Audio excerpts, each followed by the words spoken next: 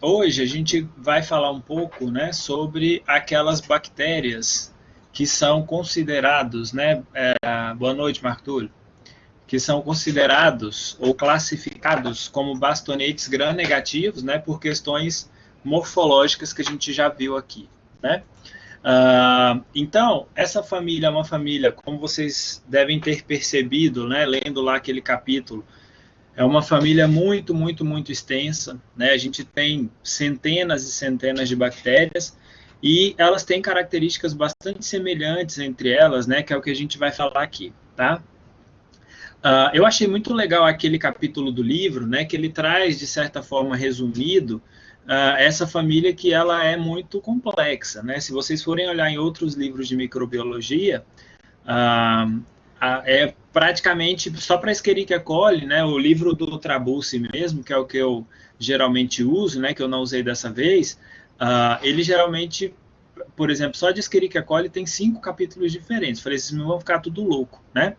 Mas é importante a gente ver toda essa família junta, né? Porque acaba que a gente consegue abreviar algumas coisas, né? Porque é uma família que, além de serem bastonetes gram-negativos, né, e pertencerem à mesma família, na maior parte das vezes, salvo algumas exceções, elas causam infecções importantes relacionadas ao trato gastrointestinal, tá?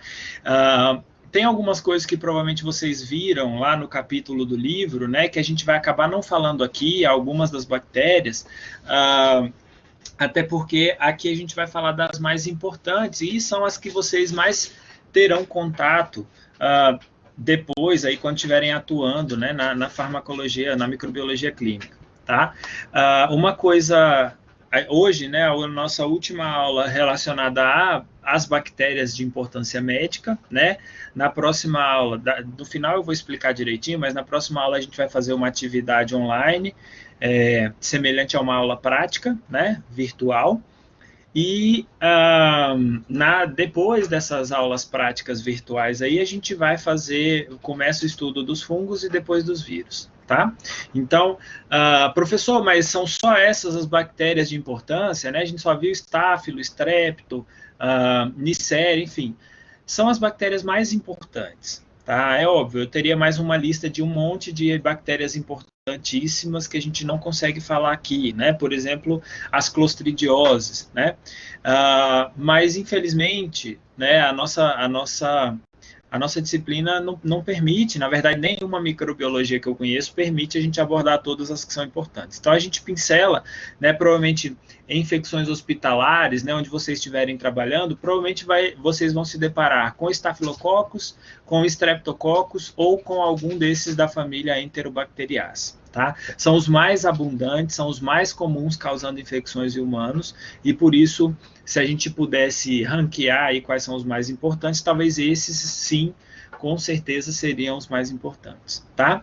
Então, falando da nossa família Enterobacteriaceae, né? Aqui dentro dessa família nós temos a maior e mais heterogênea coleção de bacilos gram-negativos de importância médica, né? Então são várias os gêneros, né? A gente estima que tem mais de 40 gêneros e centenas de espécies de bactérias pertencentes à família Enterobacteriaceae, tá? E a maior parte delas, elas acabam não tendo importância patogênica, né? Então, e algumas, mesmo que acometem seres humanos em alguns casos, acabam não sendo sempre importantes causando doenças, tá? Então, apesar de ser uma família bastante grande, as que são patogênicas é um número bastante limitado, tá? Entre todos aí, né, a gente tem aqui, eu coloquei esse quadro que tem alguns gêneros. Essa apresentação, se eu não me engano, se ela não está lá no portal, eu vou colocar ela hoje ainda, tá? Na hora que a gente terminar aqui a aula, eu já coloco lá para vocês terem, tá?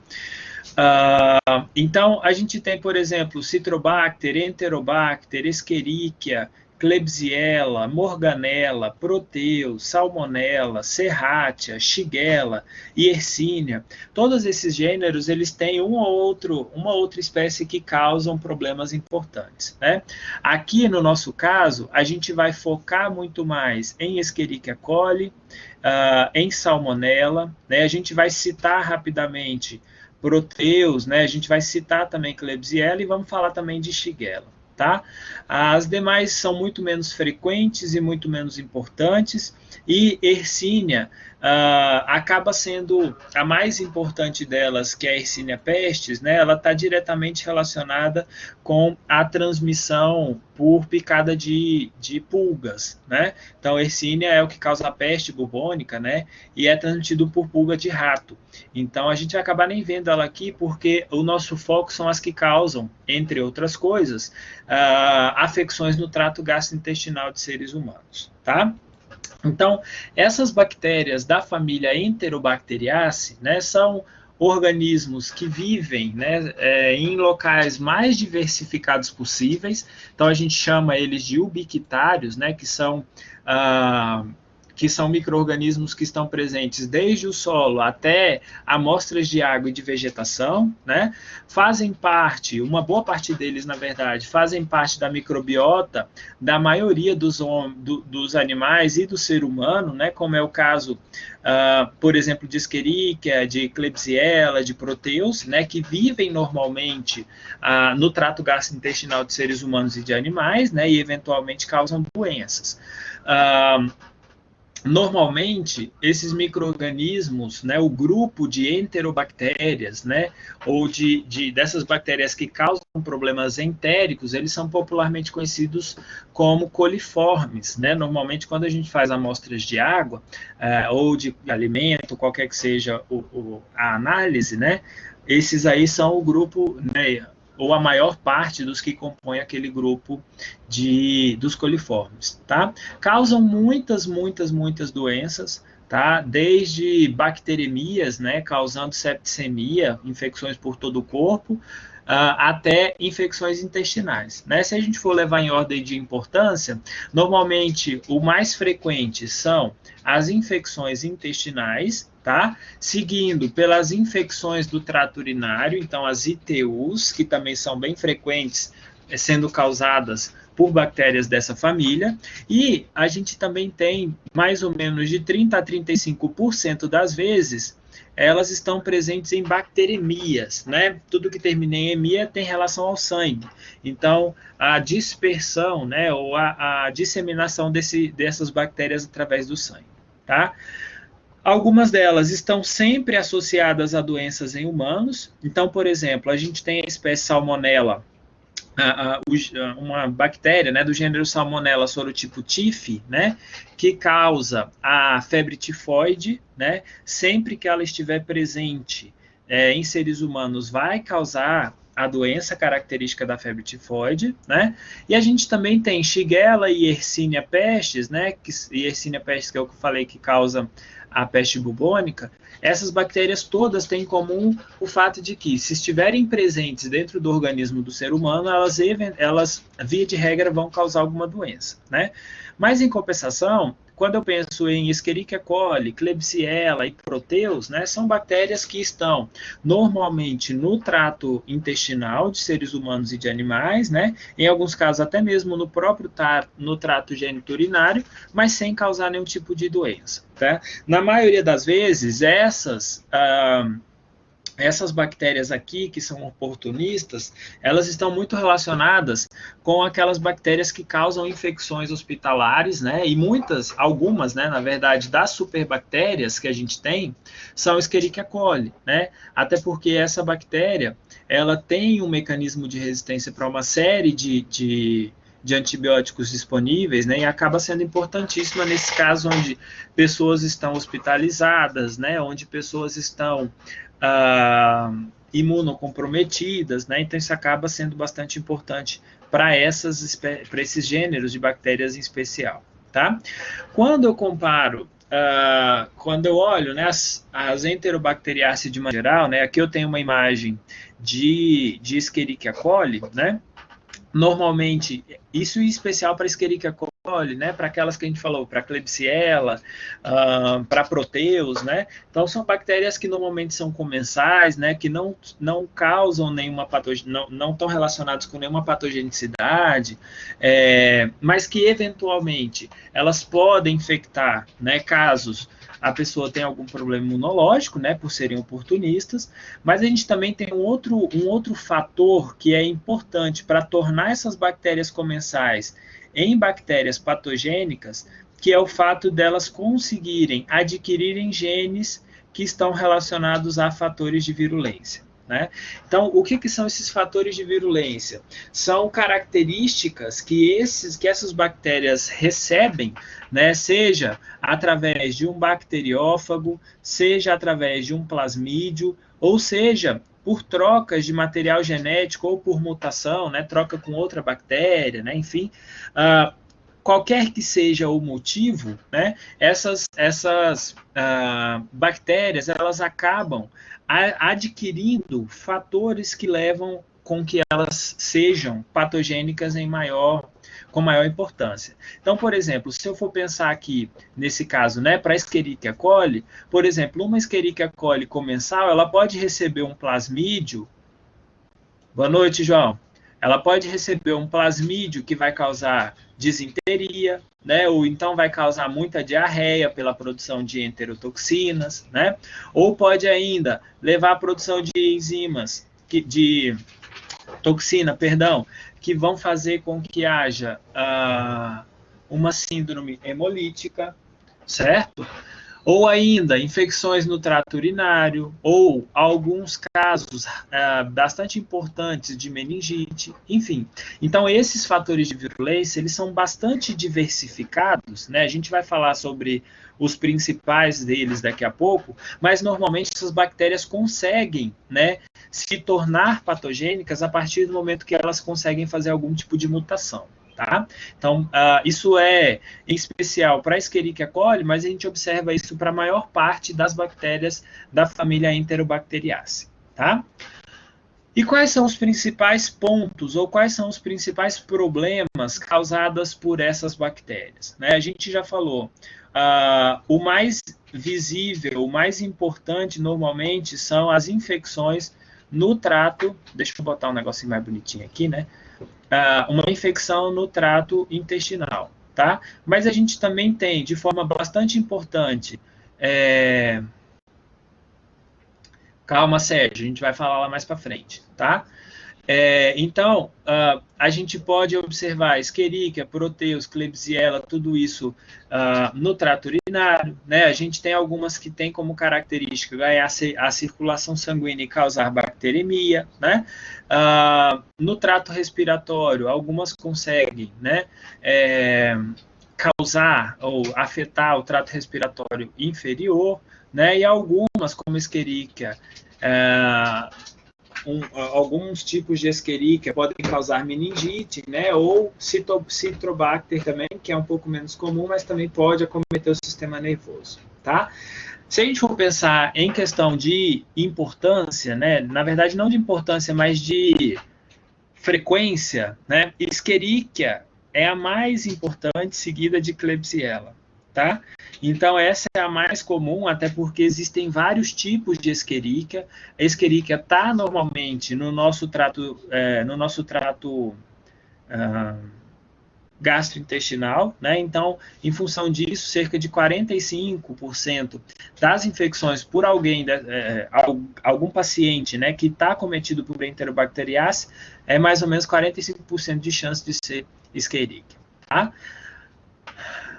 Basicamente, essas são as principais formas com que elas acometem. A gente vai falar sobre as principais. Como que a gente pode diferenciar, né? O Sérgio perguntou agora, professor, como que a gente diferencia essas bactérias de outras, né? Ou entre elas, como que a gente pode saber?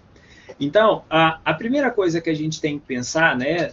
Falando de bacteriologia, mas desde quando a gente começou a falar de Staphylococcus streptococcus, a primeira coisa que geralmente se recomenda é justamente a cultura, né? Então, é importante que eu faça cultura, porque a partir da cultura a gente consegue fazer testes bioquímicos, coloração de grã, né? Enfim, são várias as possibilidades, tá?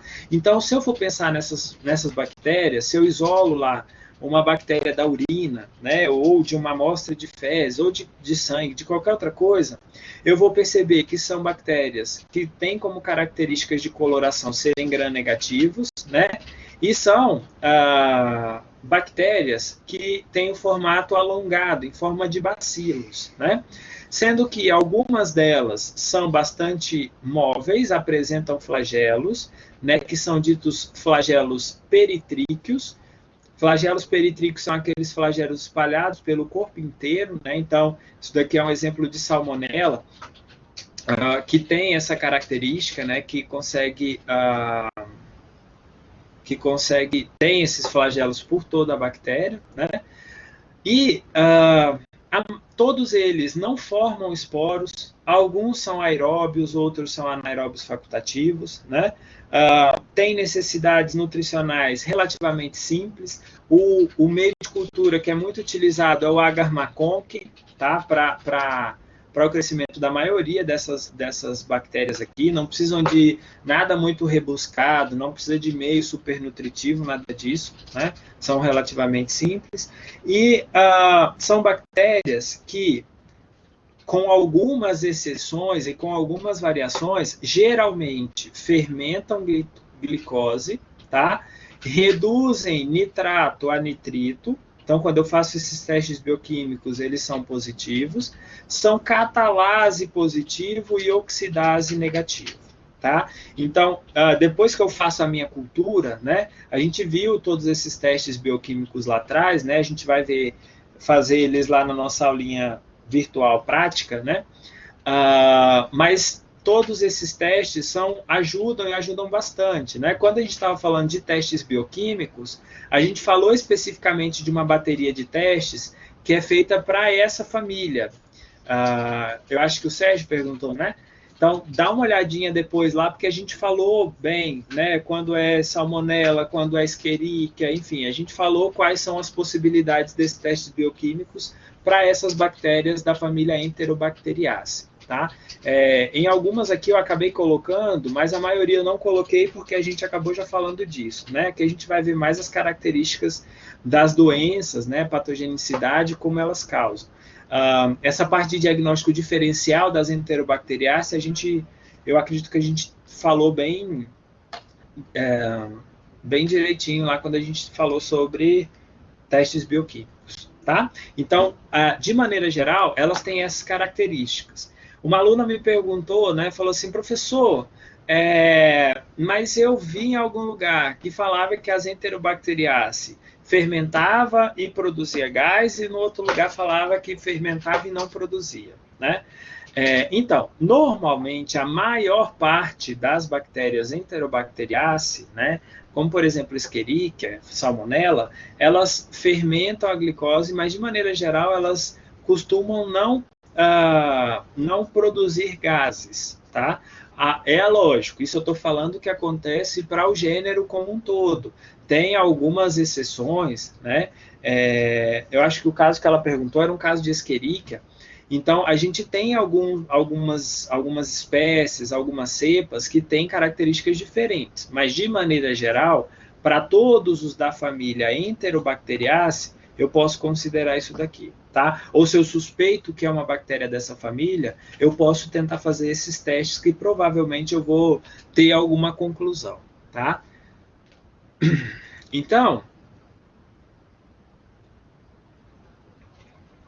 quando eu penso em fatores de virulência, as bactérias da família Enterobacteriaceae, de maneira geral, elas podem agir, né, sendo mais ou menos virulenta, dependendo basicamente de 5 fatores, tá? O primeiro deles, e o que é um dos mais importantes, é isso aqui, ó, a liberação de toxinas, tá? A gente tem endotoxinas, tem exotoxinas que são produzidas e secretadas pelas bactérias, e isso vai causar um monte de problemas no indivíduo. Desde uma simples febre até uma redução, tanto na pressão arterial, redução de batimentos cardíacos, né? Pode levar a um caso de trombocitopenia, ou seja, redução na quantidade de plaquetas, pode fazer com que haja, por exemplo, ativação do sistema complemento, né? Uma ativação de uma série de mediadores inflamatórios, e isso com frequência vai levar a um processo inflamatório grave, podendo causar até ruptura tecidual, por exemplo. Tá? Então, é o caso, por exemplo, das salmonelas, né, de Escherichia coli, que secretam toxinas que lesam, né, e levam a um processo inflamatório importantíssimo da parede intestinal, né, levando, além de diarreia, né, podendo favorecer, por exemplo, a quadros onde a pessoa, né, vai desenvolver lá uma septicemia e pode até virar óbito, tá? Então, isso é bastante variável. Além disso, né, essas bactérias gram-negativas, elas apresentam uma cápsula, né, uma cápsula que recobre a membrana plasmática. Isso faz com que essas bactérias elas sejam mais resistentes, não só à fagocitose pelo sistema fagocítico mononuclear, mas também mais resistentes aos antibióticos, né? E além disso também apresentam variação antigênica, então elas conseguem alterar, né, as proteínas da cápsula. Isso faz com que elas consigam evadir o sistema imune, né? Algumas delas têm secreções, né, de várias enzimas e de várias toxinas que podem fazer com que haja ruptura e morte tecidual, né? E algumas delas têm ou apresentam, né, produzem o que nós chamamos de sideróforos, né? Que são moléculas que usam né, o que necessitam de moléculas de ferro, que são normalmente adquiridas através de hemólise, né? Então elas acabam levando a uma lise das hemácias e capturam e utilizam esse ferro para a produção desses sideróforos, que são cromóforos importantes para a produção e multiplicação dessas bactérias, tá? Então, em função disso, o primeiro problema que a gente vai ter relacionado com as bactérias dessa família Enterobacteriaceae é a diarreia. Tá? Então, para praticamente todas essas bactérias, o principal quadro que nós temos é uma diarreia que pode variar desde uma diarreia aguda até uma diarreia crônica, né? Ou seja, uma diarreia aguda que aparece e dura em até 14 dias, né? Uma diarreia persistente que pode ir até 30 dias e uma diarreia crônica que pode ultrapassar um mês. Certo? O que é diarreia, né? Para quem porventura não sabe, acho que todo mundo sabe, mas eu coloquei aí, né, o conceito. Diarreia é um aumento tanto na frequência quanto na consistência das fezes, tá?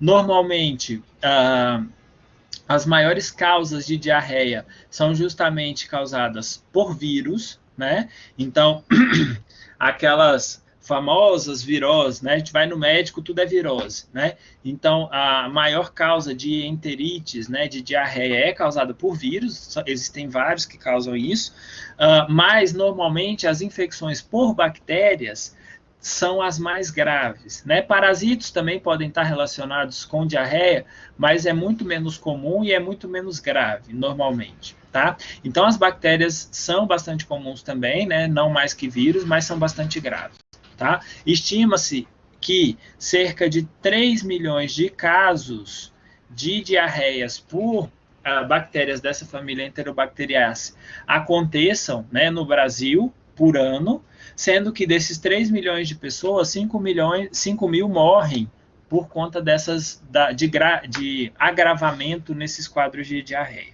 tá? Então, basicamente, o principal ponto, ou o principal quadro que a gente vai ter é justamente esse, diarreia. A gente vai pincelando aí os outros quadros clínicos caso a caso, tá?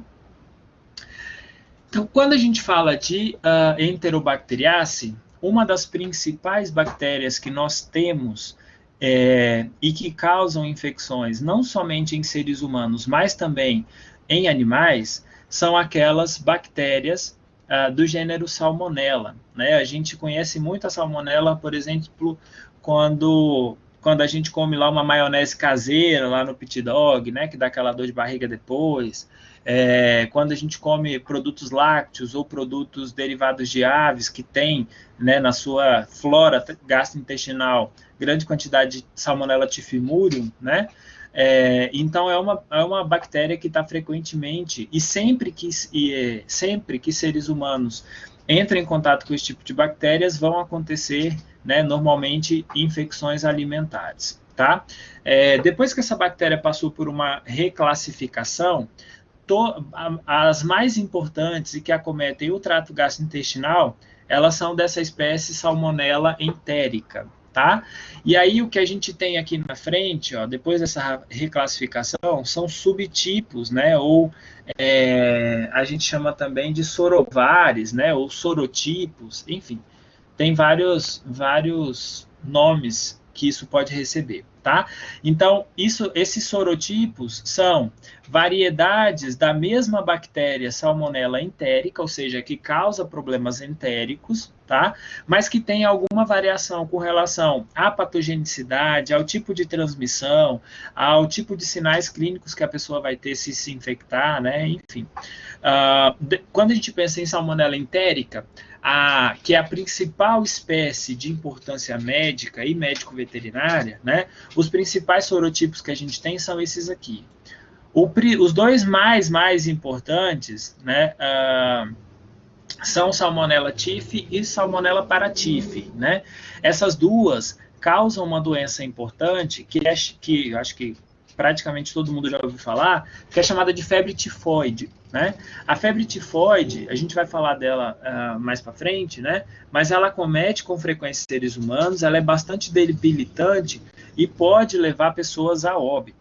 Tá? Principalmente por pessoas que estão imunocomprometidas. Tá? Qual que é a característica dessas bactérias? Né? A gente já comentou sobre a maior parte desses testes. Então, são bacilos gram-negativos, né, Salmonella, possui um monte de flagelos, são flagelos peritríqueos, como aquela foto que eu mostrei lá atrás para vocês, né? No caso de Salmonella, diferente de outras bactérias, elas não produzem toxinas, tá? Então, a patogenicidade delas está na forma como elas conseguem invadir os tecidos como um todo, né? Tecido gastrointestinal e o tecido, todo o tecido do ser humano, tá? Não formam cápsulas nem esporos. Nesse caso, a maior parte das bactérias são capsuladas, né, das Enterobacteriaceae, a Salmonella é uma exceção delas, tá? Não fermentam a lactose e normalmente elas sobrevivem no interior de macrófagos, e é assim que elas acabam se espalhando aí pelo organismo, tá? Fermentam glicose e podem produzir gás. Depende. Não são todas as espécies e não são todos os sorotipos que produzem, tá? Então, a gente considera que podem produzir gás, aí a gente tem que estudar espécie por espécie, a gente não vai entrar em muitos detalhes aqui, até porque a gente não tem tempo para isso, tá? Mas, de maneira geral, elas não costumam fermentar lactose, tá? Mas elas fermentam glicose. Por exemplo, aquelas salmonelas que são daquele grupo Arizona, né, que antigamente recebia o nome de Arizona, né, era o gênero Arizona, elas produzem bastante gás. O restante, a Salmonella entérica, produz gás, mas é assim, muito pouco, né, e às vezes produz, às vezes não, enfim, tá? Então, quando eu faço, por exemplo, né, o Sérgio perguntou como que eu sei diferenciar por todos aqueles testes que a gente falou, né? Então, olha só, se eu faço, por exemplo, coloquei aqui uma imagem, né, de um teste de fermentação de lactose, né? Se eu faço um teste e dá uma coloração rosa, eu sei que fermentou a lactose. Então, se deu isso aqui, eu sei que não é salmonela. Pode ser Escherichia coli, pode ser qualquer outra coisa, né? Então, vocês lembram lá quando a gente falou de testes bioquímicos, né? A gente estava em aulas presenciais. A gente vai fazer uma bateria de testes e eu vou fazendo por exclusão. Ó, é positivo nesse, é negativo naquele outro, pronto, eu sei que é essa bactéria. Tá? E é óbvio, a gente também leva em consideração as características, né, de colônia, as características na lâmina, né? Então, tudo isso tem que ser avaliado. Tá? Então, a salmonela, normalmente, ela é patogênica tanto para o homem quanto para os animais, tá? E uma outra coisa que veio não falando lá atrás, quando a gente falou de todas as bactérias, né, é isso aqui, ó. Praticamente todas essas bactérias da família Enterobacteriaceae, eu não estou dizendo todas, tá? A grande maioria, elas são feitas, né? A infecção disso é feita através de transmissão fecal oral. O que significa isso? Quer dizer que eu vou comer lá um ovo que ele tá contaminado com salmonela, né? Ou não vou comer um ovo, mas vou comer lá uma maionese naquele pit dog gostoso lá, que é uma maionese verde que fica lá 3 dias em cima do balcão, né? Sem nem ir para a geladeira. Então, a transmissão geralmente acontece assim, através de produtos, normalmente de origem animal, né, que são, ou algum outro alimento que é preparado com esse tipo de alimento, né, e que é preparado contaminado, como é o caso aí dos X salmonella da vida, né? A gente vai no pit dog aí desses de beira de esquina. Uma vez eu fui lanchar com a minha esposa numa lanchonete lá no centro e a mulher tirou uma salmonela, tirou uma bisnaga de maionese debaixo do balcão. Ela estava praticamente em ponto de fervura, né?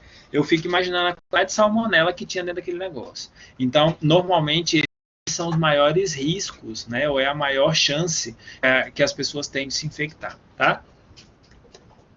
Gente, eu vou em pit dog só para comer maionese verde, né? E aí é Deus que olha. Se vai ter salmonela ou não, aí Deus que olha, né? Então, a maioria delas, ou uma grande maioria, provocam enterite, né? Então, o que é uma enterite? Vai haver uma inflamação do intestino, certo?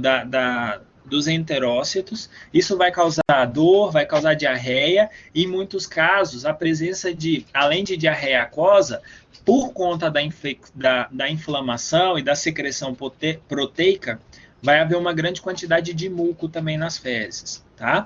Agora, existem outros quadros, como é o caso, por exemplo, da febre tifoide, né? Ou em alguns outros casos onde acontece uma ruptura da parede intestinal, essas bactérias podem chegar a causar infecções sistêmicas graves, incluindo levar, né, pessoas a óbito, tá?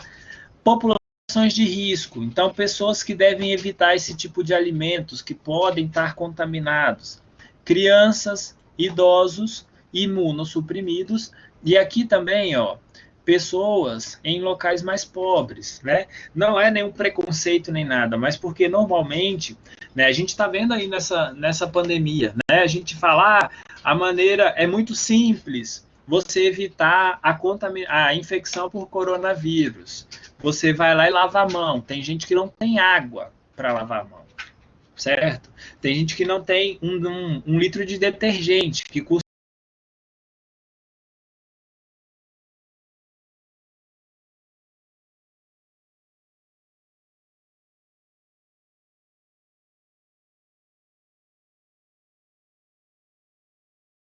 né? Pronto, voltei. Eu acho que caiu, mas eu vejo aqui quando cai, o negócio me dá um sinal, aí eu paro de falar e aí eu volto assim que o negócio volta. Vocês estão me escutando, né? Beleza. Então, olha só.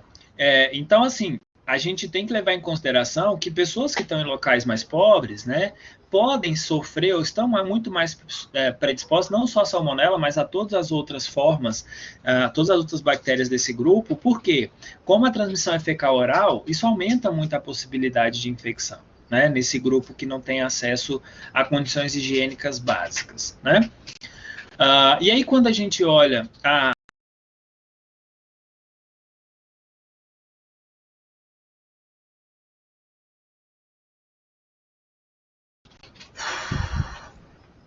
Ontem foi uma luta para eu conseguir dar aula. Mas vamos lá. Então, hoje, então a gente está vendo aí nessa figura, né? A gente tem um mecanismo de ação, ou como a patogenicidade, né? A patogênese de salmonela. Então, olha só, quando a gente ingere salmonela, né, normalmente a gente precisa ingerir doses bastante altas para que ela cause infecção, né? Estima-se aí que as doses necessárias giram em torno de 10 mil a 100 mil células, né? Então é bastante coisa que eu tenho que ingerir. Mas se eu pego lá uma maionese, né? Se for igual eu, que vai comer um sanduíche no pit dog e come mais maionese do que sanduíche, né? Então a chance de você se infectar é bastante alta. Então, o que acontece? Quando essas salmonelas entram, lembra lá, eu falei que essa salmonela, normalmente ela não secreta nenhuma toxina, né? Que a patogenicidade dela, né? A importância dela é justamente conseguir penetrar nas células do intestino, né, nas células nos enterócitos. Dentro desses enterócitos, essas células se multiplicam, e aí é que está o problema maior, né? Em muitos casos onde, por exemplo, a pessoa começa a ter febre, né, começa a ter, igual naquele caso que eu botei numa atividade para vocês lá, né? A mulher começa a ter confusões mentais e tudo mais. Por quê? Porque essa bactéria, uma vez que ela entra nesses enterócitos, né? Ela vai causar uma ruptura, né? E acabam conseguindo chegar até os linfonodos e até a circulação sanguínea, certo? Então, o intestino, ele é todo drenado, né, por ductos linfáticos e é filtrado por linfonodos, mas essa bactéria consegue chegar dentro lá do linfonodo, né, é fagocitada por macrófagos. Lembram lá que gostam de sobreviver dentro de macrófagos, né? Vão acabar viajando através da corrente sanguínea, e aí essas bactérias acabam conseguindo ganhar todo o trato, todo o organismo da pessoa, né? Então, basicamente, a importância de salmonela, a patogenicidade, né, o principal fator relacionado à patogenicidade dessa bactéria está relacionado com a capacidade de invadir as células do trato gastrointestinal e, consequentemente, caírem, né, na corrente sanguínea. Tá? E aí, com base nisso, a gente tem duas possíveis causas. A maior parte das salmonelas, elas vão levar a um quadro de gastroenterite, né? Então, vai ficar ali no intestino, vai causar destruição das vilosidades intestinais, vai causar morte, né, de boa parte dos enterócitos, mas ela fica ali, né? Com febres moderadas, com cólicas intestinais bastante intensas e diarreia, bastante diarreia. Tá? Então, diarreia bastante fluida e por aí vai. Agora, existe um outro quadro que é causado por aquela salmonela que a gente falou, né, a salmonela TIF, que causa um quadro clínico conhecido como febre tifoide. Ela acaba invadindo, né, as células, né, os enterócitos, e a partir daí começa a ter resposta inflamatória no local. Elas vão causar... eu acho que tem um esqueminha aqui, deixa eu ver. Aqui, ó. Então, olha só, quando a gente tem, né? Então, Salmonella Typhi é a mais patogênica delas, que é a que causa febre tifoide, né? Que causa sinais clínicos sistêmicos importantes, né? Então, quando eu olho aqui, ó, uma pessoa que ingere Salmonella Typhi, ela vai ter um problema intestinal, primeiramente, né? Então, isso vai cursar com inflamação e ulceração das células intestinais, o que vai levar a um quadro de diarreia. Muitas vezes, diarreia com hemorragia, né, com presença de sangue, né, perfurações intestinais, o que vai fazer com que haja essas hemorragias, né. Então, em muitos casos, a gente consegue ver, num período inicial da doença, diarreia e possivelmente diarreia com sangue. Também podemos ver aumento dos linfonodos, ou linfadenopatia, ou linfadenomegalia, né? Que é o aumento do número desses linfonodos por conta desse processo inflamatório todo, né? E a partir daí essa bactéria consegue chegar em todo o organismo, podendo chegar, por exemplo, nos rins, causando problemas de filtração renal, né, sendo eliminadas também pelos rins e causando, por exemplo, infecção no trato urinário. A gente pode ter, por exemplo, essa bactéria, né, chegando até a vesícula biliar, vai fazer com que haja formação de tampões no ducto biliar. Isso vai levar a um quadro inflamatório, né, nessa região.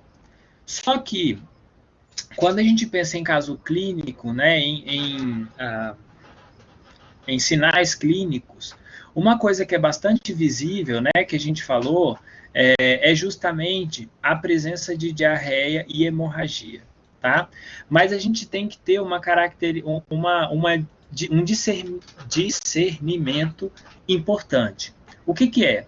Normalmente, num primeiro momento, as pessoas que se infectam, elas vão, obviamente, ter problemas hepáticos, né? Vão ter ulcerações no intestino e vão ter diarreia, né?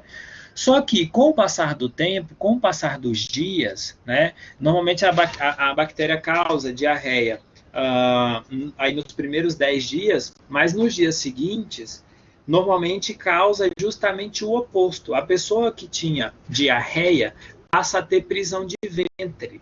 Por quê? Já que essa bactéria está causando um monte de problemas no intestino, ela vai fazer com que essas células, né, com que o trânsito intestinal seja todo alterado. Então, uma pessoa que antes tinha diarreia, de uma hora para outra ela começa a apresentar a prisão de ventre, tá? Então, isso é uma questão importante também. Chegou a pessoa lá no hospital, tem diarreia, ou apresentou já a diarreia, mas agora está com prisão de ventre e tem um monte de outros sinais sistêmicos, pode suspeitar que pode ser febre tifoide, tá? Além disso, um outro quadro bastante importante é isso aqui, ó, a presença de erupções no corpo, né? Como são bactérias que vão causar problemas de hemorragia, né? Problemas de ordem sanguínea, isso também vai fazer com que a pessoa desenvolva a presença de máculas, a presença de um monte de erupções na pele, tá? Normalmente começam no tronco, né, na região tanto torácica quanto abdominal, mas são erupções que disseminam por todo o corpo, podendo acometer braços, pernas, né, nuca, enfim, pode acometer tudo dependendo da gravidade da doença, tá? Então, esse sinal clínico, essas erupções são causadas por alterações na circulação que vai causar hemorragias no tecido subcutâneo, tá? E aí dá essa aparência, né, de manchas avermelhadas na pele, tá? Então, basicamente, essas são as características principais que a gente tem para a salmonela. A questão do tratamento, pessoal, a gente vai falar para todas lá no final, porque o tratamento acaba sendo bem semelhante, né? Pelo menos os medicamentos eles são os mesmos e os cuidados que a gente tem que ter são os mesmos. Então, isso vai ser tratado tudo junto lá no final, tá? Alguma dúvida até aqui de salmonela? Vamos seguindo, então. A próxima que eu trouxe aqui para a gente conversar foi Shigella, né?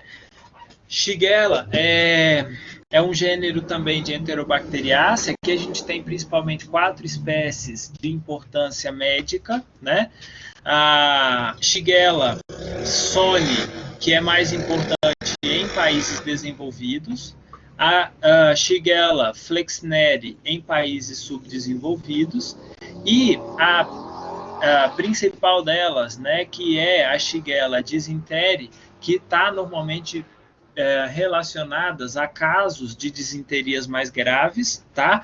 E normalmente essa dysentery está relacionada com diarreias sanguinolentas, ou seja, com casos de presença de sangue nas fezes, tá? Então, normalmente, Shigella está frequentemente acometendo seres humanos, causando diarreia, né?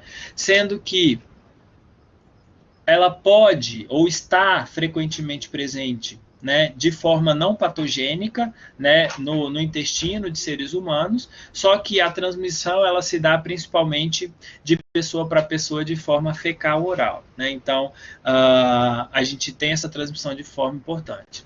Diga, Marcos.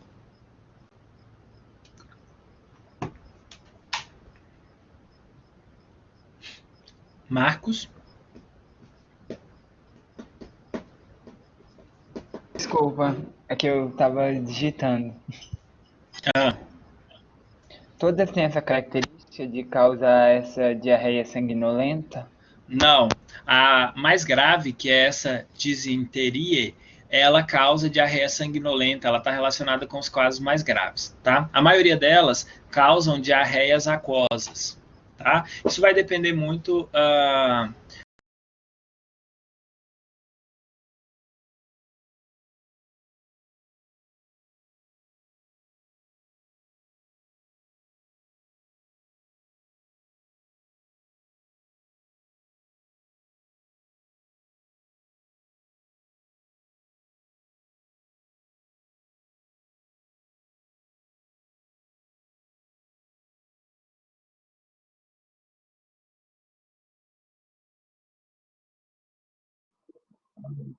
Oi, oi, cadê, professor?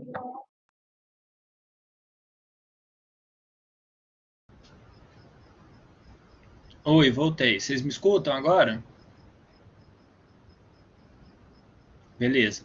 Então, olha só, a maioria delas causa diarreia, só diarreia aquosa, né? Uma coisa que a gente tem que ter em mente é que, óbvio, uma espécie vai ser mais grave do que a outra, né? Então, por exemplo, a mais importante aí é essa primeira, que é a Shigella disenteriae, né? Que é a que causa casos mais graves de diarreia com diarreia sanguinolenta. Tá? Os outros casos geralmente são diarreia aquosa. Uma coisa que a gente tem que pensar também é a quantidade de bactérias que são necessárias para a ingestão, né? Então, por exemplo, se eu como lá alguma coisa que tem uma bactéria só, dificilmente eu vou ter problema. Agora, se eu como lá uma colônia de um monte de bactéria, né? Geralmente, quanto mais bactérias são ingeridas, mais graves são os quadros clínicos, tá? E quando eu penso em faixas etárias, eu também tenho que levar em consideração isso, né? Crianças, pessoas que estão em populações encarceradas, né? Pessoas que estão em asilos, né? Enfim, esse tipo de pessoas estão frequentemente sendo mais acometidas do que pessoas em idade intermediária, né, em situações, condições normais, tá? Então essa Shigella, né, o gênero Shigella, é uma dessas bactérias que está relacionada, né, ou causa doença mesmo em pequena quantidade, né? Então, se eu, a partir de 10 unidades formadoras de colônias, né, de bactérias, de indivíduozinhos que eu faço ingestão, isso já tem um potencial para causar doença, né? Por quê? Deixa eu ver se tem alguma imagenzinha aqui dela. Tem aqui, ó. Então, olha só, também, né, ela tem essa bactéria, Shigella, ela produz também uma toxina, a gente vai falar dela daqui a pouco, tá? Mas, normalmente, a maior parte das bactérias, das Shigellas, né, maior parte, com exceção da disenteria, que é aquela mais importante, né, elas também, a virulência, né, a patogenicidade delas também está diretamente relacionada com a invasão das células, né? Só que aqui, o que vai acontecer normalmente, né? A gente tem a bactéria penetrando num heterócito, né? A partir daí, além dele causar a ruptura de um enterócito, essas bactérias vão colonizando uma série de novas células epiteliais, isso vai fazendo com que haja, primeiro, a morte de várias desses enterócitos, né? Então essas aqui tudo vão morrer, e a partir daí vão se formando abscessos, né? A formação as bactérias vão se multiplicando, né? Vai começando a haver um processo inflamatório na tentativa de controlar essa infecção, e a partir daí formam-se esses abscessos mucosos, tá? Por isso, frequentemente, né, em alguns casos onde a pessoa ingere grande quantidade de bactérias, de unidade formadora de colônias, a pessoa pode e vai desenvolver também muco nas fezes. Tá? Apesar de ser mais comum diarreias aquosas, isso também pode acontecer dependendo de quão grave é essa infecção, tá? Então, quando a gente pensa quando a gente pensa em Shigella, né, esse mecanismo de invasão que eu mostrei para vocês aí nessa figura, ele está relacionado com aquele sistema secretório, né, de proteínas que acabam não sendo secretadas, né, para a circulação sanguínea, por exemplo, mas esse sistema secretório tipo 3, né, que é uma classificação dessa secreção, injeta proteínas no interior das células e fazem com que essas células vão fagocitando as bactérias. Por isso elas acabam conseguindo infectar tantas células ao redor, né, daquela primeira que ela conseguiu infectar, tá? Então ela vai sofrendo fagocitose, e aí a gente vai observar então, clinicamente falando, né, fezes com muco e eventualmente sangue, principalmente quando a gente leva em consideração, né, se for uma Shigella disenterie, a gente vai ter sangue em grande quantidade, né, porque tem a secreção de toxinas, a gente vai ver daqui a pouco, tá? E vai haver o que a gente chama de colite, né, uma infecção do cólon. Então, uma bactéria que está muito mais frequentemente acometendo o intestino grosso, né, o cólon, que é uma parte do intestino grosso, tá? E colite hemorrágica porque causa hemorragia, tá? Quando a gente pensa em Shigella disenterie, que é aquela lá que eu falei, que é a mais importante, a mais patogênica, ela secreta um tipo de toxina que é chamada de toxina Shiga, certo?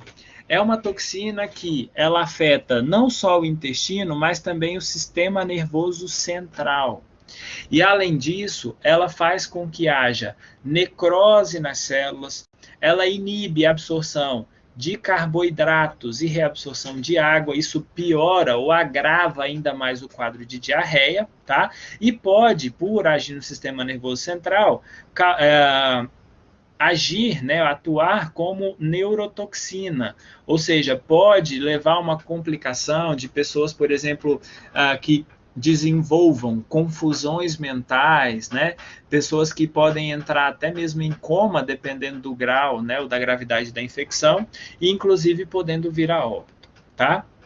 Em alguns outros casos, né, como é uma bactéria que ela pode até chegar a ser sistêmica, né, causando bacteremia, ela também pode levar a uma insuficiência renal aguda, com uma certa frequência, né?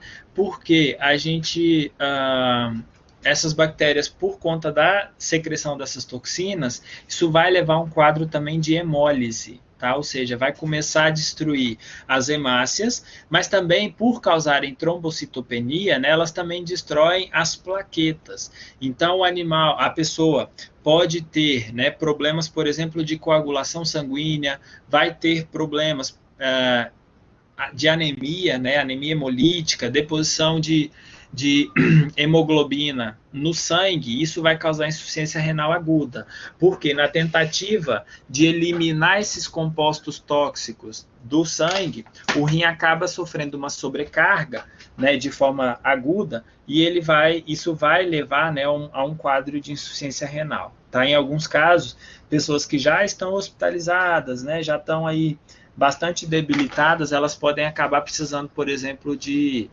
um processo de hemodiálise, tá? Então, isso são casos mais graves, tá, pessoal? Mas em condições normais, cursa com diarreia, tá? Então, tem essas variações, mas em condições normais, cursam com diarreia, tá? Então, a gente falou de salmonela e falamos de Shigella. Ronaldo, o que é esse negócio aí de hemodiálise? Repete esse pedacinho para mim, da hemodiálise, por favor. João, olha só, em alguns casos, né, essa toxina, ela é secretada, né, ela é uma exotoxina, ela é secretada pela bactéria no sangue. Então, se a gente olhar aqui, ó, voltar nesse esquema aqui para vocês verem. A bactéria ela acaba rompendo as células do intestino, né, e isso vai fazer com que elas ganhem a circulação sistêmica, certo?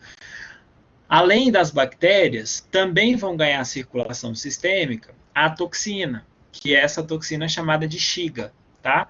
Essa toxina, além de todos esses efeitos aqui, ó, que a gente está falando, pode ser neurotóxica, vai causar necrose tecidual, vai impedir reabsorção de água, enfim, ela também vai agir no próprio sangue, fazendo o quê? Causando uma anemia hemolítica e trombocitopenia. Então, olha só, João, essa toxina, ela vai agir nas células do sangue e na hemácia e na plaqueta, e vai causar uma ruptura desses componentes, né? Fisiologicamente falando, quando acontece uma ruptura de uma hemácia, né, aquele grupamento M, ele vai ser liberado e ele é tóxico se ele fica no organismo por muito tempo. Aquele grupamento M tem ferro e tem, né, a parte da hemoglobina lá, isso depois vai, né, pode ser utilizado pelo fígado para a formulação, para fazerem a bile, né? Que convertem, né, essa hemoglobina em bilirrubina e a partir daí usa para a fabricação da bile. Beleza. O que acontece? No caso de anemia hemolítica, né, isso para todas as anemias hemolíticas, a gente pode ter, devido à necessidade do rim tentar, o fígado conseguiria utilizar essa hemoglobina, certo? Mas como está em grande quantidade, a anemia hemolítica, né, começa a armazenar muita hemoglobina no plasma, o rim tenta eliminar isso. E um dos problemas que a gente tem é que quando o rim ele se força, né, se sobrecarrega tentando eliminar essa hemoglobina que está livre, ele acaba sofrendo ou desenvolvendo uma insuficiência renal, né? Então, esse pigmento de hemoglobina acaba se acumulando no rim, isso vai levar, em muitos casos, ao aumento do tamanho do rim e, consequentemente, a uma insuficiência renal. Em casos mais graves, né, uma pessoa que está hospitalizada, uma pessoa que já tem algum outro problema de base, e ele tem ainda essa insuficiência renal, isso pode ser um caso, pode surgir uma necessidade dessa pessoa necessitar, por exemplo, de hemodiálise, né? Porque a hemodiálise é justamente para filtrar o sangue que o rim não está conseguindo filtrar. Então, se eu tenho uma insuficiência renal aguda, isso pode fazer com que seja necessário um plano B aí no caso da filtração renal. Tá? Então, por isso, em casos mais graves, onde a anemia hemolítica é muito importante, né? De novo, é anemia hemolítica porque essa toxina, Shiga, ela vai causar uma lise, uma hemólise, né? Isso leva a mas a liberação de um monte de hemoglobina livre no sangue, que acaba sendo prejudicial e vai, na tentativa de eliminar, isso sobrecarrega o rim. Tá? Isso é frequente para muitas bactérias e para alguns parasitos, protozoários sanguíneos também isso acontece com bastante frequência. Tá? Beleza, João? Beleza. Alguém tem alguma dúvida até aqui, pessoal? Então a gente falou Salmonella e Shigella, né? São duas das principais. E aí a gente passa, então, para Escherichia coli, que entre todas essas é a que mais está frequente normalmente no nosso trato gastrointestinal, certo? No final a gente vai falar tudo, João, tratamento e prevenção para todo mundo, tá?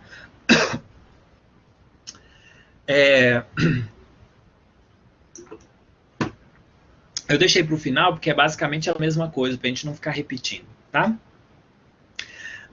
Então a gente tem, ó, para a Escherichia coli, a gente tem alguns patotipos ou patótipos que a gente chama.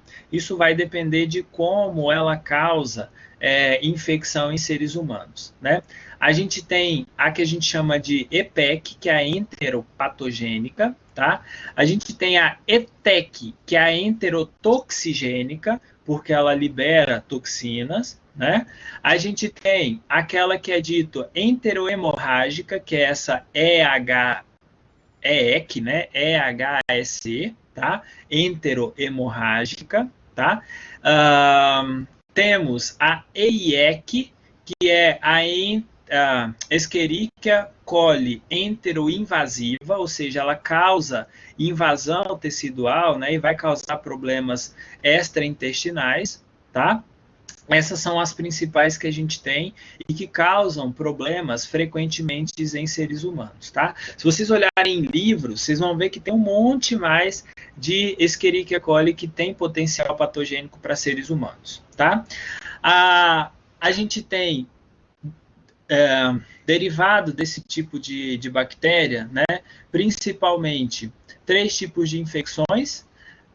A principal dela são as infecções intestinais, mas as ITUs, né, infecções do trato urinário e meningite neonatal também são importantes para esse grupo de Escherichia coli. Né? Lembrando que essa é uma bactéria comensal do intestino, ou seja, ela está em condições normais no intestino de seres humanos, né, e alguns animais, e ela vai causar problemas quando existe algum quadro ou alguma situação onde a gente ingeriu ou se infectou com cepas exógenas, né? Alguma cepa que sofreu mutação e se transformou numa cepa patogênica.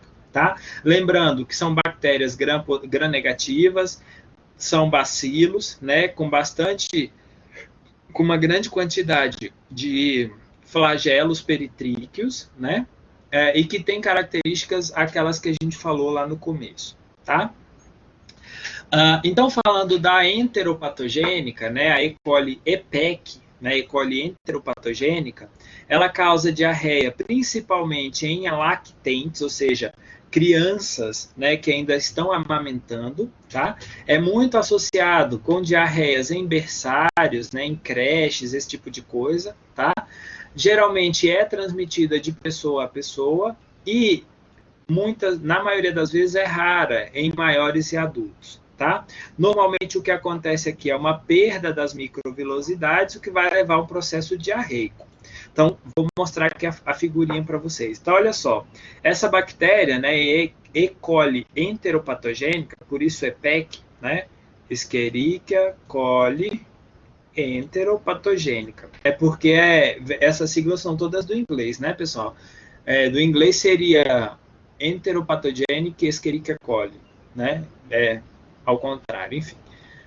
O que vai acontecer? Essa bactéria, né, ela tem um tipo, aquele mesmo sistema de secreção do tipo 3 que estava presente lá em Shigella, né, que secretam proteínas, né, esse sistema de secreção tipo 3, né, de novo, o que ele faz? A bactéria consegue, uma vez que ela se liga, né, nessas células intestinais, ela vai inocular proteínas aqui nesses enterócitos, né, que está sendo representado aqui por essas fotografias. Isso vai fazer o quê?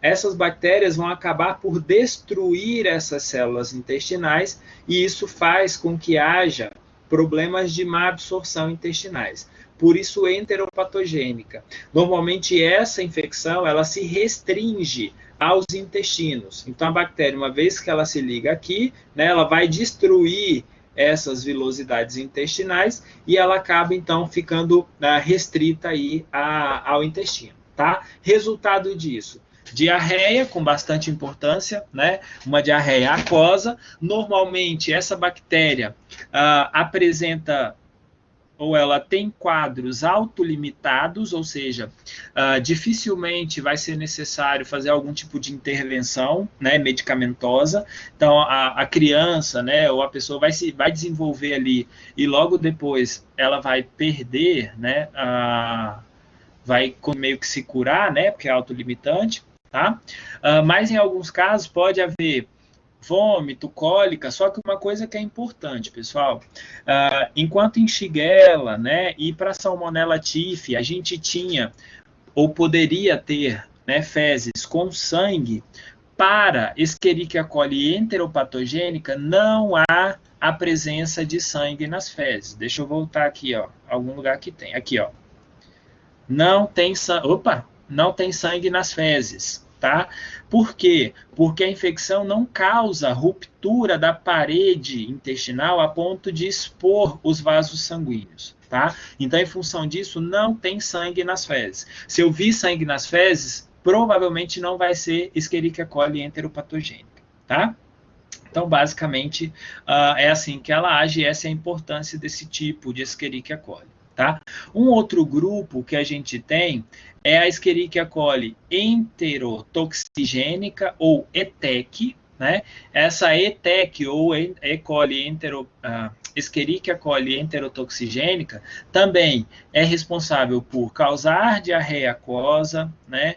Também é importante causando diarreias em viajantes e aqui nesse caso, né? Então enquanto a gente tem Escherichia coli enteropatogênica, causando destruição daquelas vilosidades, né, porque secretam lá proteínas que vão levar à lise celular, a E. coli enterotoxigênica vão causar problemas porque produzem enterotoxinas, tá? Então, o que são, por isso que é denominada, né, enterotoxigênica, porque liberam toxinas que vão causar problemas no intestino, tá?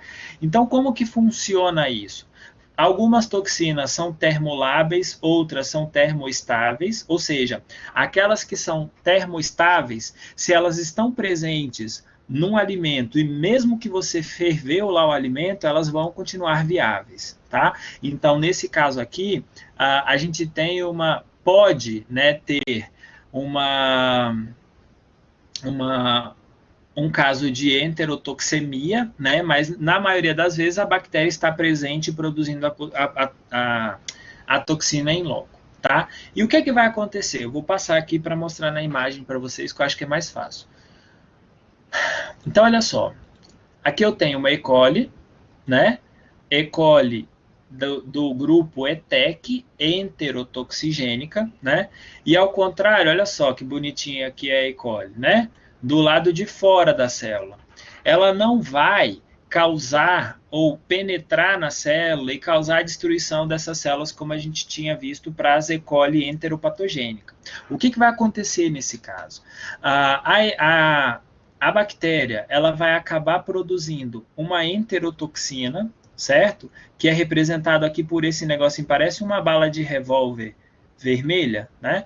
Então, isso daí é a enterotoxina. E o que acontece? Ao redor dessa enterotoxina, existem proteínas específicas que vão se ligar a receptores dos enterócitos e vão fazer com que esses enterócitos consigam fagocitar, né, ou interiorizar, ou por endocitose, né, essa enterotoxina. E aí o que acontece?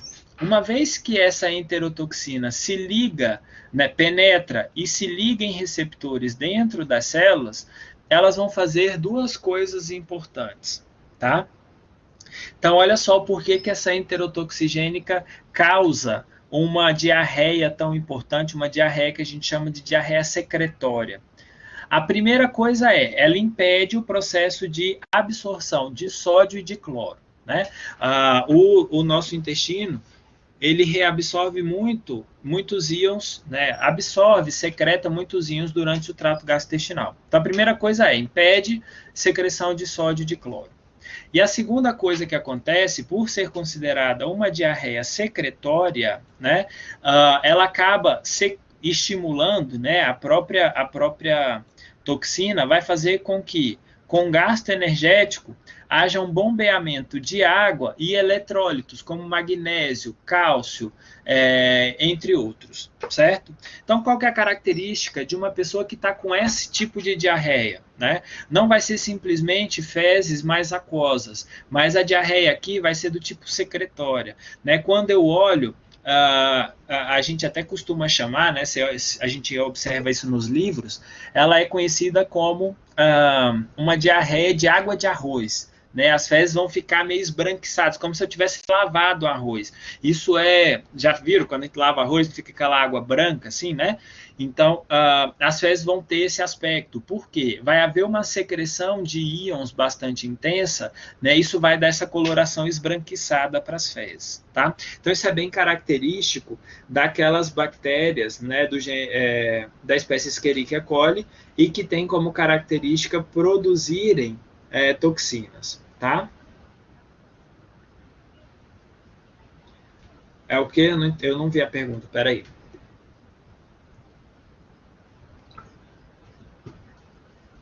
A partir do momento que ela secreta é tudo, né, Marco Túlio? Então, olha só, essa de forma resumida, né? Essa bactéria, uma vez que ela secreta por exocitose, essa proteína, essa toxina, ela vai se ligar num receptor da célula, né? Essa enterotoxina vai sofrer endocitose, ou seja, a célula, uma vez que essa toxina consegue se ligar aqui nesse receptor, a célula vai entender que ela precisa botar essa proteína para dentro, tá? Então, ela vai entender como se fosse uma coisa boa. Só que dentro da célula, essa toxina ela vai se ligar em receptores que fazem com que haja secreção de água e de eletrólitos, né? Então, por exemplo, vai ativar lá mecanismos de AMP cíclico que vai jogar para fora água e eletrólitos, como cálcio, magnésio, sódio, potássio, né? E isso vai dar essa característica esbranquiçada para as fezes, semelhante à água de arroz, tá? Beleza?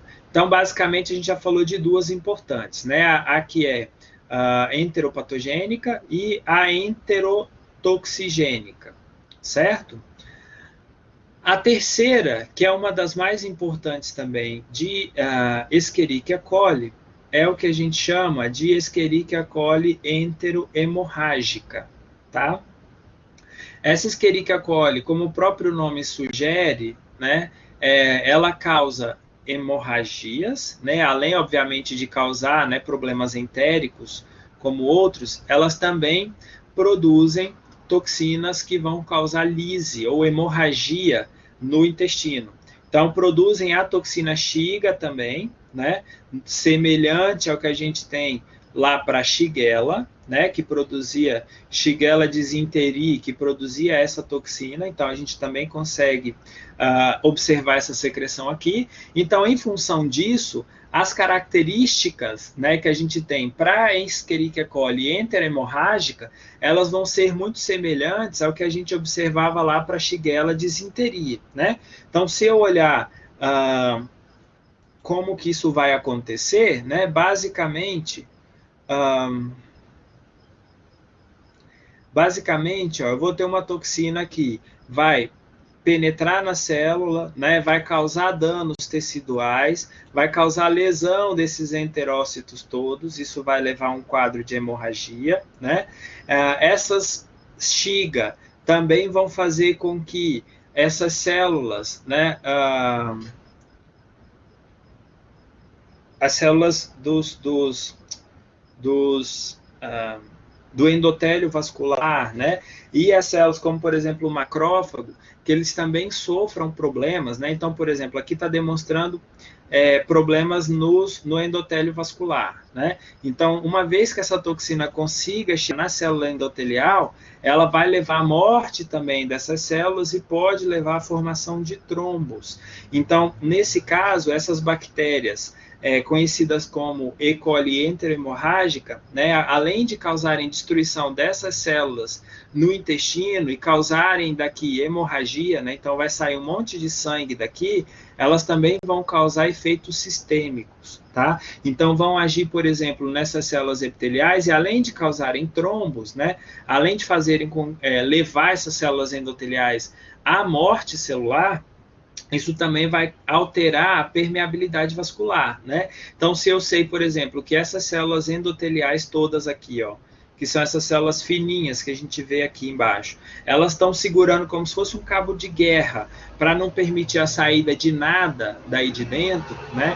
Então, se eu tenho uma morte de uma célula dessa, eu posso, o animal vai desenvolver hemorragia não só no intestino, mas também no organismo como um todo. Tá? Então, quando a gente leva em consideração essa toxina Shiga, né, ela é o principal ponto pelo qual essa bactéria causa problemas. Então, tem problemas vasculares, por exemplo, pode levar ao entupimento de uma veia por causa desse trombo, né? Pode levar, por exemplo, se um trombo desse vai parar lá no rim, vai causar um problema de filtração renal, né?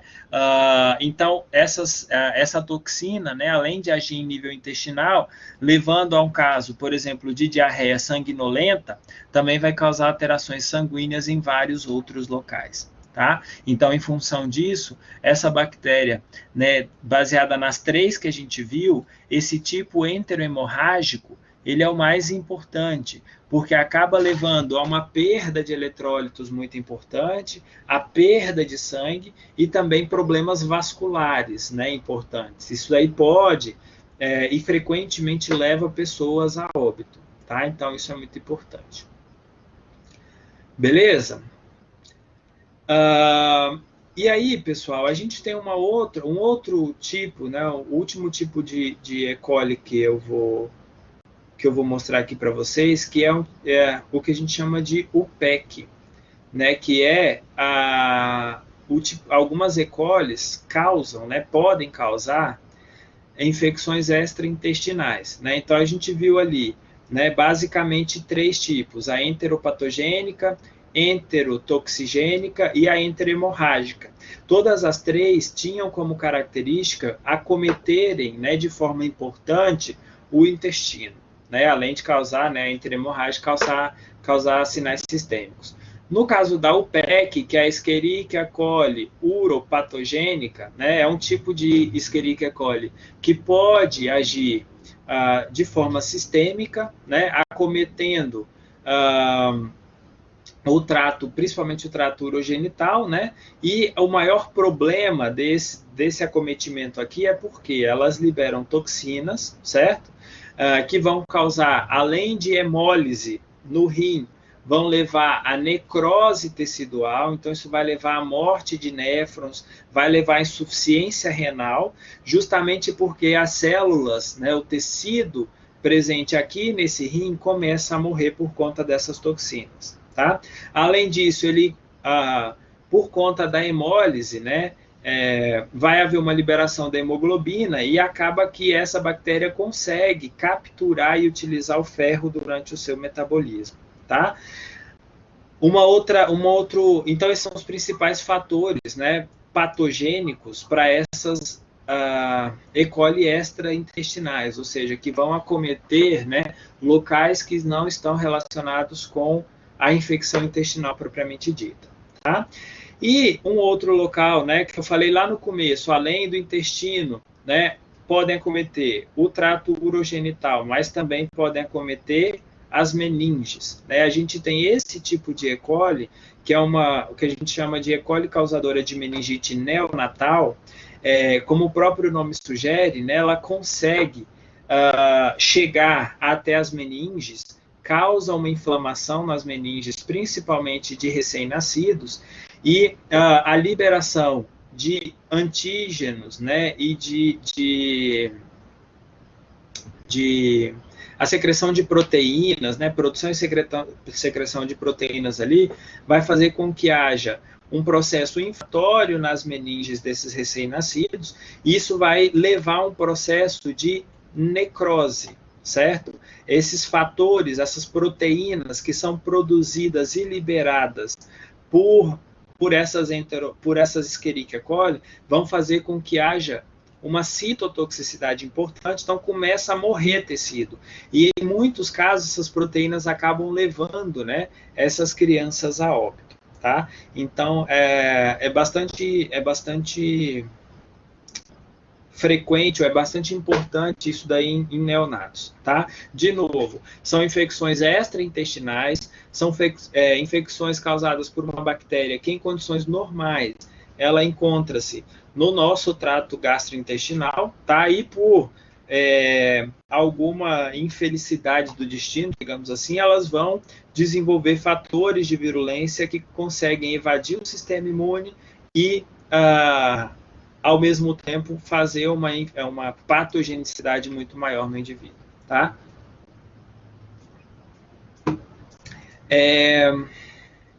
Pessoal, tudo bem aí? Entendido até agora? Olha só, eu vou fazer o seguinte, eu não consegui falar tudo que eu queria dentro desse período, então eu vou fazer o seguinte, vocês querem aí uns 10 minutinhos de intervalo e depois a gente termina? Ou a gente segue direto? O que vocês preferem? Por mim, a gente vai direto. Aqui agora é rapidinho, as principais a gente já falou. Bora direto, né? Então tá bom. Então bora. Então olha só, pessoal, os 3 principais gêneros que a gente tem, né, que a gente já falou, então são Salmonella, né, Shigella e Escherichia. São os 3 principais gêneros de Enterobacteriaceae importantes na clínica médica, né, em seres humanos, tá? A gente tem alguns outros gêneros, né? Eu até deixei aqui na minha apresentação alguns outros gêneros, como Klebsiella, por exemplo, como Enterobacter, mas são gêneros muito menos importantes. Então eu vou passar bem rapidinho e a gente vai comentando as principais características dessas bactérias, tá? Então, entre as outras bactérias, né, a gente tem Klebsiella, que é uma bactéria que apresenta uma cápsula bastante espessa, né? É uma bactéria que produzem uma colônia mucoide quando plaqueada em meio sólido e estão frequentemente associadas, né, a pneumonia e infecções urinárias. Por isso que elas acabaram não entrando naquele rol das que causam diarreia, tá? Quando eu penso em infecções urinárias, né, um dos principais causadores de infecção urinária são proteus, né? E essa daqui, Klebsiella, ela está aí entre as mais causadoras dessas infecções do trato geniturinário, tá? Então, normalmente são amostras que são resistentes a alguns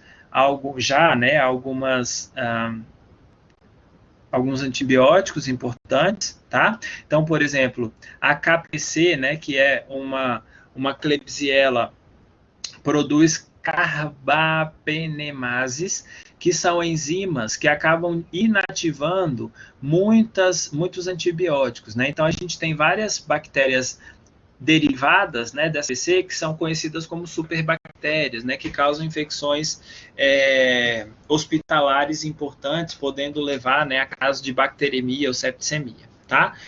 E a gente tem também Klebsiella pneumoniae, né, que é uma bactéria que causa, né, também chamada de Klebsiella oxytoca, é uma bactéria que causa condições de necrose hemorrágica nos pulmões, certo? Então, causa uma pneumonia importante, né? Além de poderem causar também infecção das vias urinárias e bacteremias, tá? Essas Klebsiellas, elas podem também causar feridas em tecidos, né? Feridas bastante feias, com secreção de pus, tá? O que é um pouco menos comum, tá, pessoal? A Klebsiella está muito mais acometendo trato urinário e pulmão do que qualquer outra coisa, tá? E normalmente são resistentes a um monte de antibióticos, né? Principalmente aqui ampicilina, carbanicilina e ticarcilináticos, tá? Nem sei o que é esse último aqui não, certo? Mas são resistentes, né? E tem algumas cepas que são bastante resistentes a vários antibióticos, tá?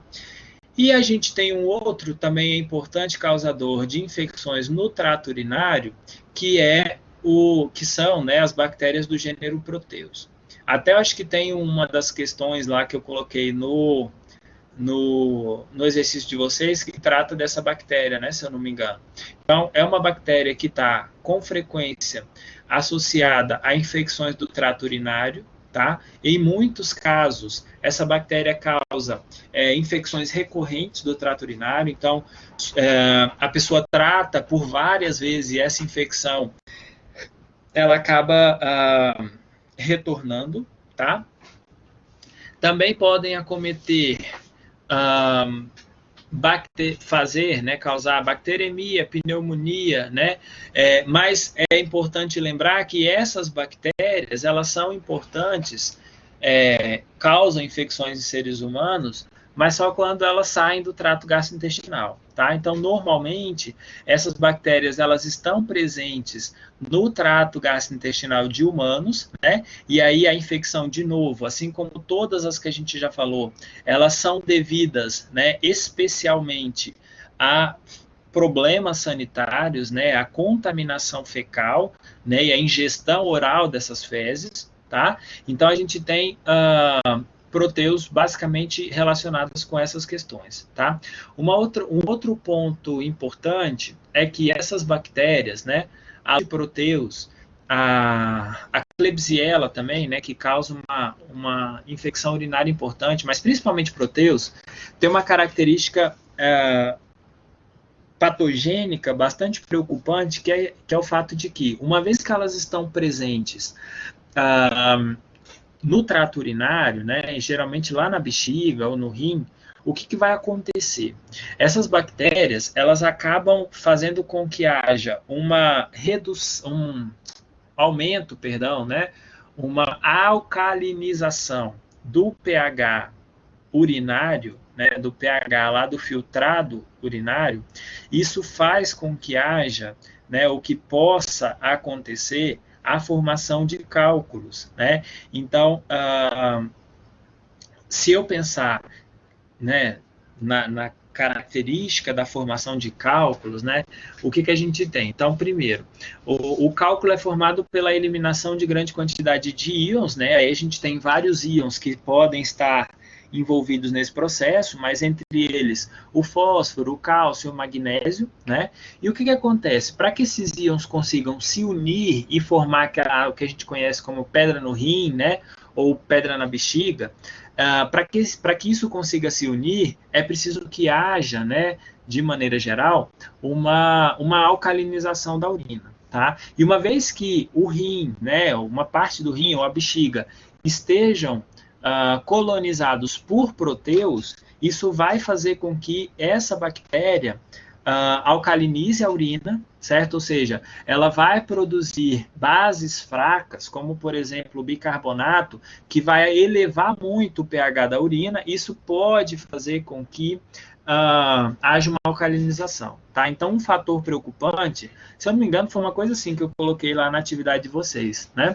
Um fator preocupante das infecções de proteus e que são recorrentes é justamente o fato de que, se a pessoa não trata direitinho, né? Se a pessoa não se cura e isso recorre, a chance da pessoa desenvolver cálculos renais, né? Ou cálculos vesicais, e em grande quantidade, isso é cada vez maior. Tá? Então, um dos motivos, né, da gente se preocupar com proteus é justamente isso. Tá? E uma outra coisa interessante para essa espécie de bactéria é que ela é extremamente móvel, esse gênero, né? Ele é extremamente móvel. Então, quando eu faço uma cultura de proteus em laboratório, basicamente eu vou enxergar esse tipo de característica. Né? Vão formar espécies de ondas por toda a placa, que meio que representam, né, ou são relacionadas com o fato da bactéria ir andando, né, e colonizando toda a placa em tempos diferentes, tá? Então acaba sendo uma colônia bem bonita de se ver, tá? Tem um monte de ondinha. Bom, aí me perguntaram, professor, e o controle? Né? Eu acabei não colocando nenhum slide aqui sobre controle, mas deixei para falar no final. Todas essas bactérias, sem exceção, que a gente falou, qual que é a característica da infecção por elas? Primeira coisa, é uma infecção via oral, normalmente fecal oral ou por contaminação de alimentos de origem animal, certo? Bom, então se eu sei que a infecção dessas bactérias do gênero, né, essas que a gente falou, da família Enterobacteriaceae, Salmonella, Escherichia, Shigella, Proteus e Klebsiella, né, essas 5 se devem especificamente à ingestão de alimentos contaminados, certo? Com fezes, ou, né, com fezes ou de seres humanos ou de animais, enfim.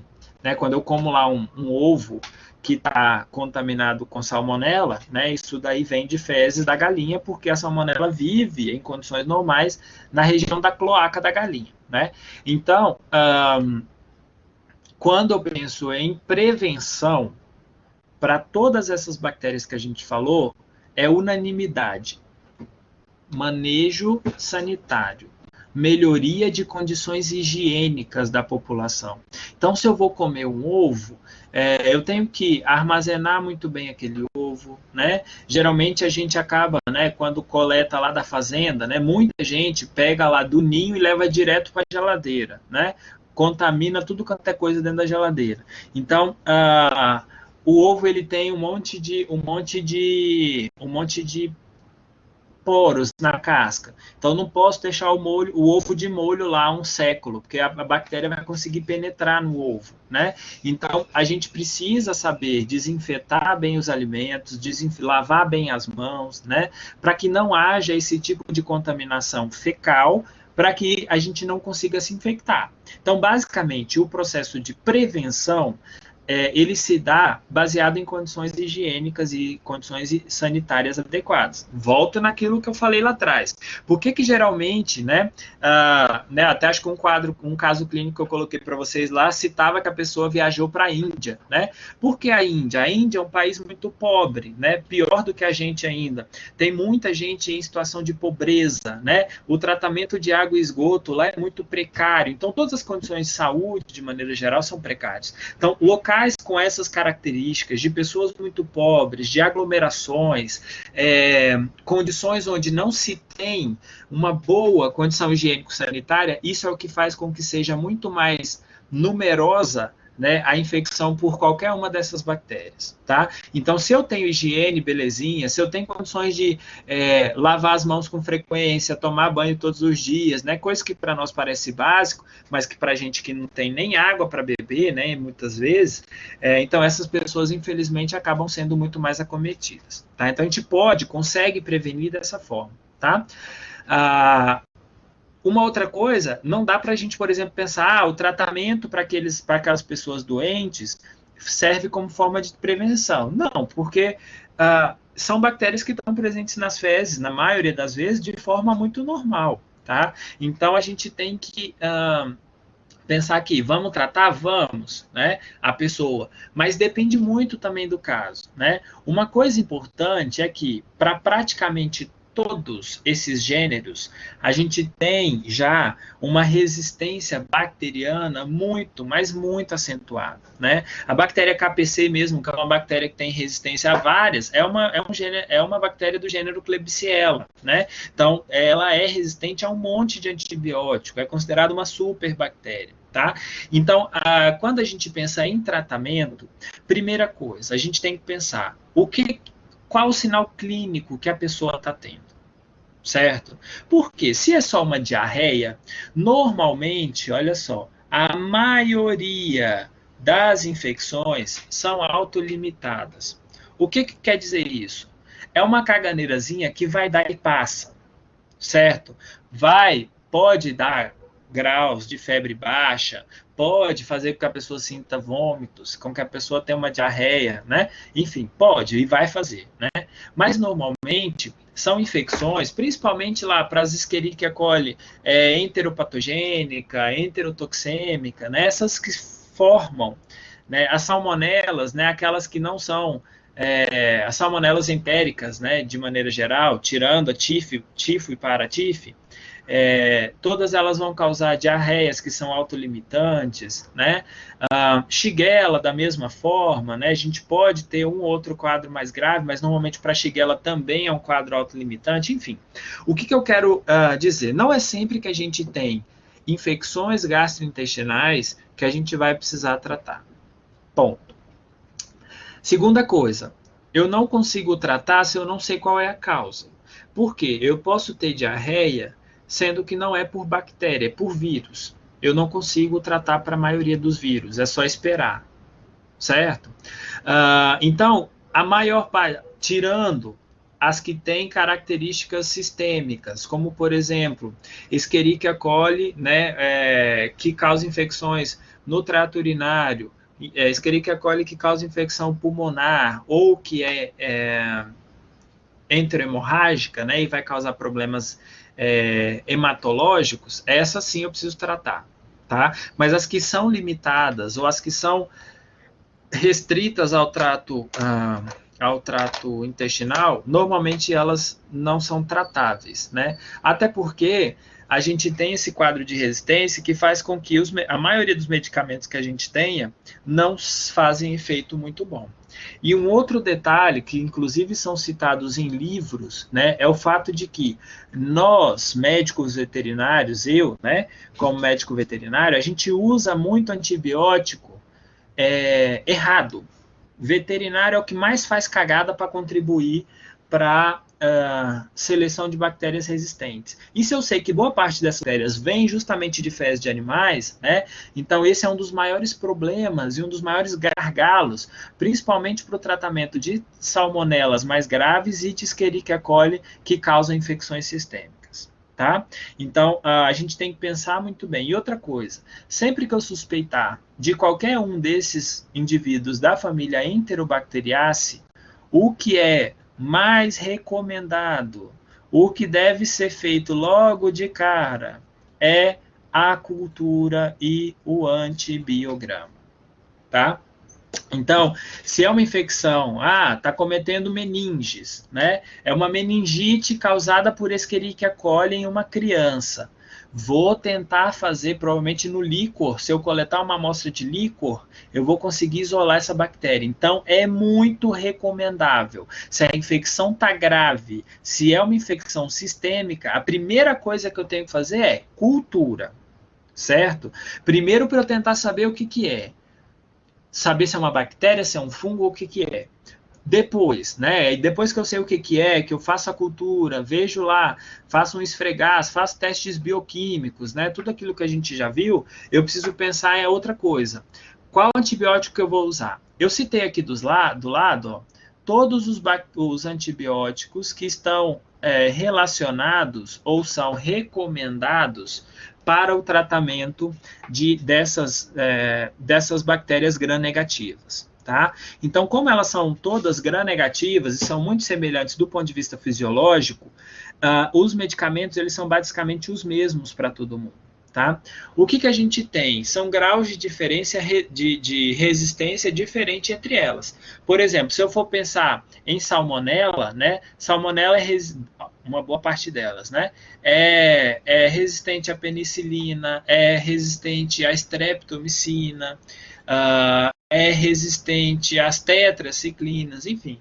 Então, a gente já tem relato de resistência bacteriana a uma série de antibióticos, tá? Então, se você está lá no laboratório clínico e recebe uma amostra, pelo amor de Deus, faz um antibiograma, tá?